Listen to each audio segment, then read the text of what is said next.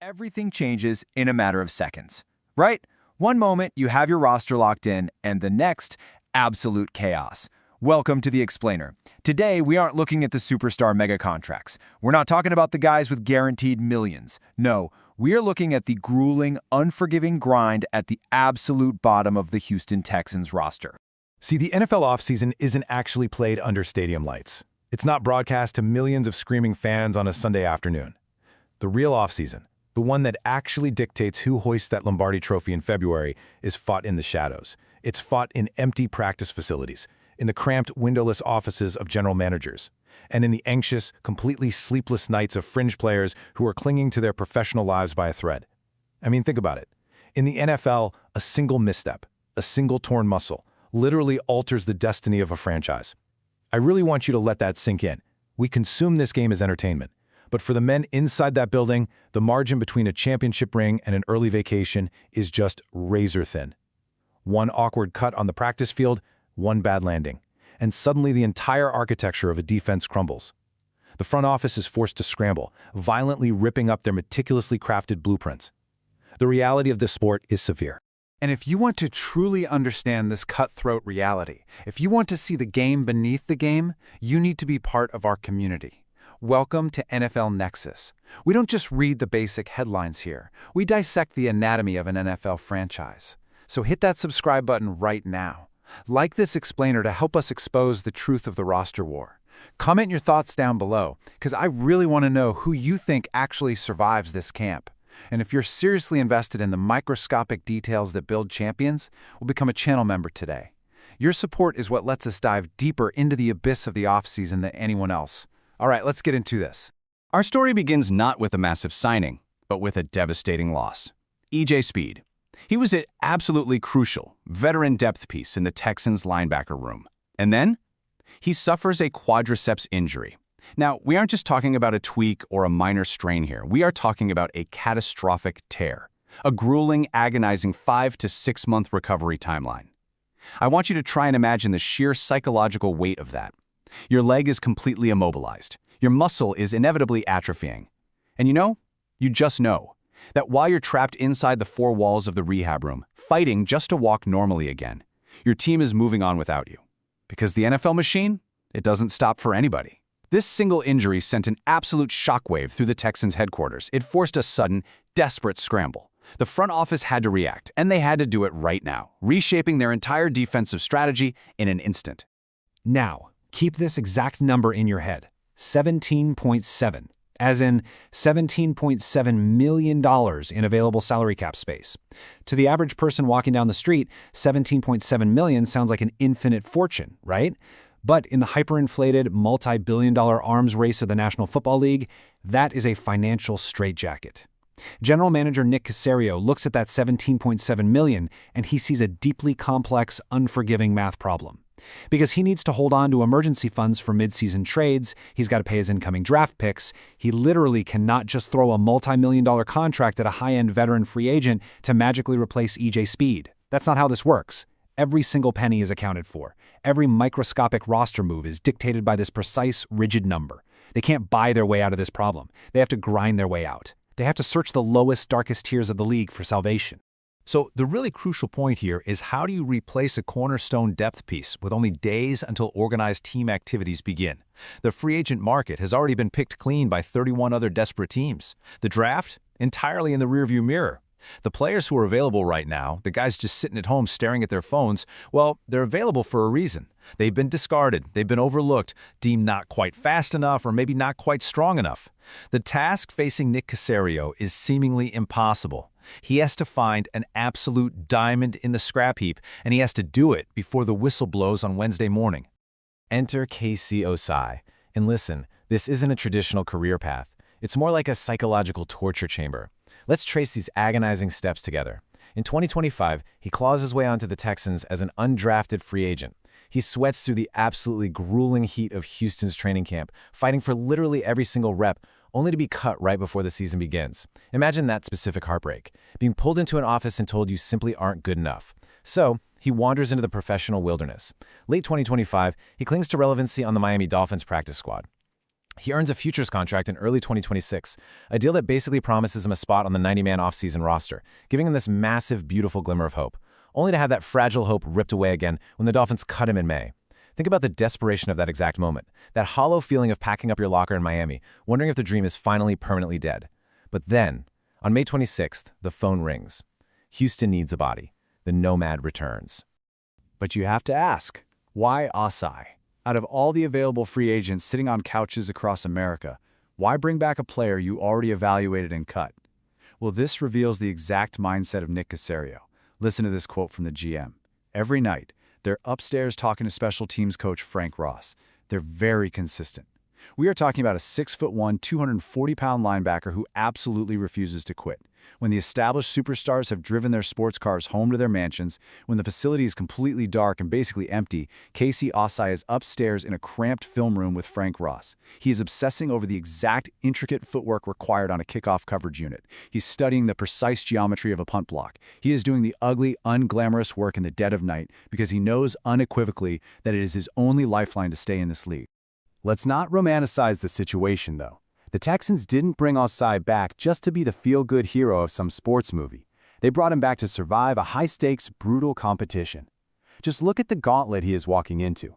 Wade Woodaz, a highly touted Day 3 pick out of Clemson. Aiden Fisher, a drafted prospect out of Indiana.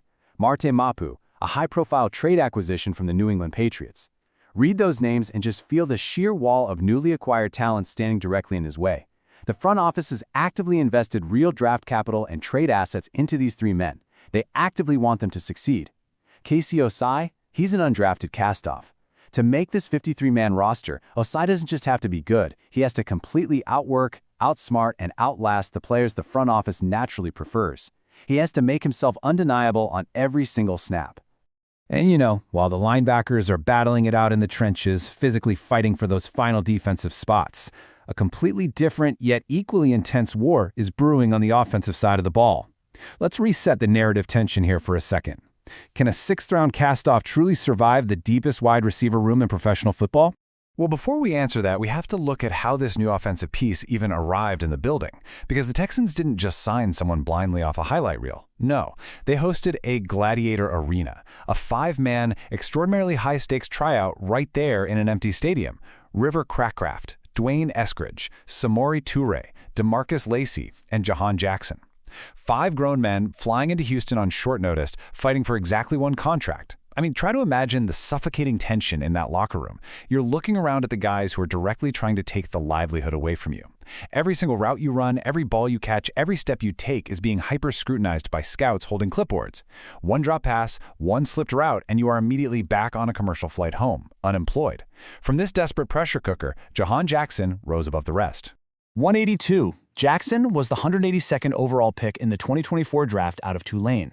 And I want to spend a few moments here really breaking down the psychology of being the 182nd pick. Because when you're drafted that late in the process, you aren't handed a playbook and a multi-year guarantee. Not at all. You are handed a practice jersey and a massive chip on your shoulder. The inherent disrespect that late-round draft picks must constantly overcome is staggering. The coaches don't inherently trust you to execute the scheme. The fan base barely even knows your name. To the league, you are essentially just a lottery ticket. Jackson entered the NFL in Tennessee fully knowing that his margin for error was absolute zero. He had to execute perfectly just to get a second glance from the coaching staff. And unfortunately for him, he wasn't perfect. When you dig into his rookie return stats with the Titans, it paints a tough picture. On 28 punt returns, he averaged a really pedestrian 7.7 yards per return. Honestly, that's barely enough to change field position for the offense. On 16 kick returns, he averaged 25.8 yards. Now sure, these numbers aren't inherently terrible on paper, but they completely fail to tell the full story. Let's really analyze the critical detail that isn't explicitly written on the stat sheet, the fumbles. Jackson heavily struggled to consistently secure the football. And let me tell you, in the NFL, if you are a fringe player on special teams and you put the ball on the turf, you were committing career suicide. The fumbles completely erased any goodwill or trust he had built up with the coaching staff. It proved that in the most chaotic, high-pressure moments, catching a punt with 250-pound gunners sprinting at your face at full speed, he was vulnerable. And that vulnerability ultimately led to his release from the Titans. Which brings us to yet another dark, nomadic timeline.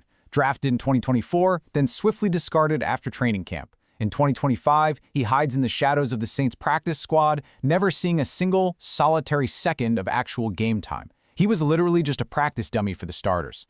Then he basically begs his way into a Patriots minicamp tryout in the offseason of 2026, and he leaves without a deal. From Tennessee to New Orleans to New England, and now finally to Houston. This right here is the exhausting, wandering desperation of a fringe player. He is living his entire life out of a suitcase, chasing a fleeting dream that just keeps slipping through his fingers, constantly forced to prove to brand new groups of coaches that he even deserves the right to exist in this league. But here is the profound twist in Jaquan Jackson's ongoing story. He carries a heavy, almost suffocating family legacy because he is the nephew of Hall of Fame safety Ed Reed.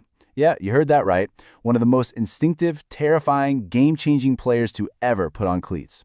Ed Reed even played a brief, dramatic stint in Houston back in 2013 before finishing his legendary career. I want you to imagine walking into the Houston Texans facility carrying the DNA of Ed Reed. The silent expectations, the whispers from the coaching staff in the hallways. Can he play with the same fire as his uncle? Does he have that innate killer instinct? It's a bloodline that undoubtedly opens doors for sure, but it is also a massive, looming shadow that can completely swallow a young player whole if he can't measure up to the impossible standard. Now contrast the absolute, undeniable job security of franchise locks like Nico Collins and Tank Dell against the chilling reality for a special teams hopeful like Jackson. Superstars like Collins and Dell, they can drop a pass in practice. They can take a Tuesday off to rest a sore hamstring. Their faces are literally plastered on the massive stadium banners outside. Their future is totally secure. Now contrast that immense security against Jackson. His margin of error is razor thin. If Jackson misreads one single coverage scheme, if he lets one single punt slip through his fingers on a humid Tuesday morning in June, his entire NFL career might be over before lunch is even served in the cafeteria. He is playing a completely different, intensely stressful game than the stars of this team. To truly understand how incredibly difficult Jackson's task actually is, you have to look at the suffocating depth of the receiver room he's walking into. I'm going to read these names very slowly because I want the sheer volume of talent here to sink in. Nico Collins, Jaden Higgins, Jalen Well, Tank Dell, Xavier Hutchinson, Jared Wayne, Lewis Bond, plus multiple undrafted free agents who are just as hungry for a spot.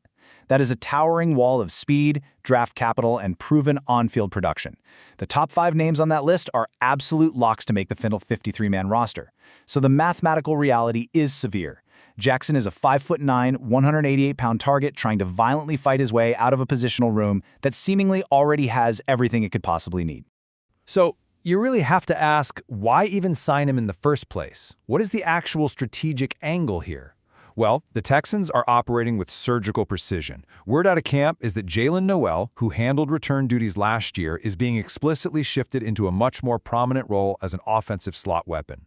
The coaching staff wants to protect Noel. They want to save his legs and his energy for the primary offense. And that strategic, systemic shift, it opens up a tiny, high-stakes, microscopic sliver of daylight in the return game. A vacancy has finally appeared on special teams, but make no mistake, it will not be handed to Jackson. He has to aggressively seize it. He has to prove he can catch a punt in heavy traffic and secure that football as if his life literally depends on it. Which brings us to the most daunting number of all, 13. The Houston Texans currently carry 13 wide receivers on their 90-man offseason roster.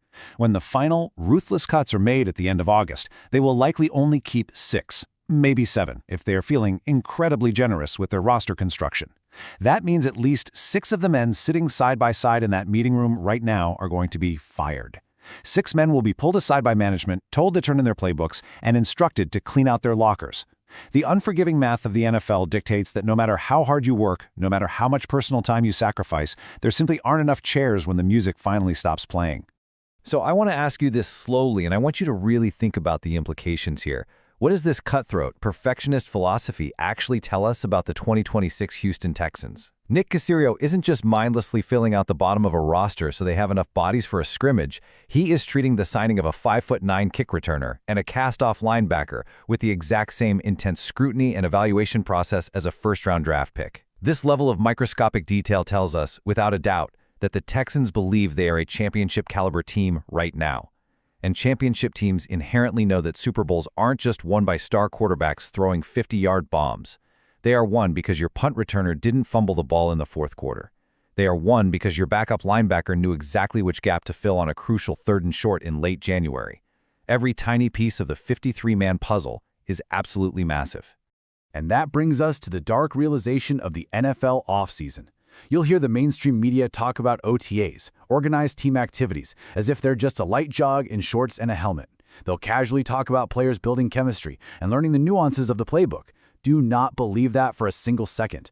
For fringe players like Casey Osai and Jaquan Jackson, OTAs are not just practice, they are a battlefield. Every single 7-on-7 drill is a literal fight for their professional survival. Every single rep is a high-stakes job interview. They are fighting against their own teammates, they're fighting against the physical limits of their own bodies, and they are constantly fighting against the lingering ghosts of every mistake they have ever put on tape. The war has already begun in Houston. The roster is a living, breathing, and deeply unforgiving organism. We've seen the raw, high-end talent the Texans have drafted, and we've seen the relentless, desperate grit of the men they've just signed right off the scrap heap. The collision course is definitively set for the scorching heat of training camp, and it leaves us with one final haunting question as we track this intense offseason. When the final whistle blows in August, and the general manager has to make those agonizing phone calls, will it be relentless grit or undeniable raw talent that claims those final spots on the 53-man roster? Keep watching, because on NFL Nexus, we won't miss a single casualty. Make sure to subscribe and let me know your thoughts in the comments. We'll see you next time.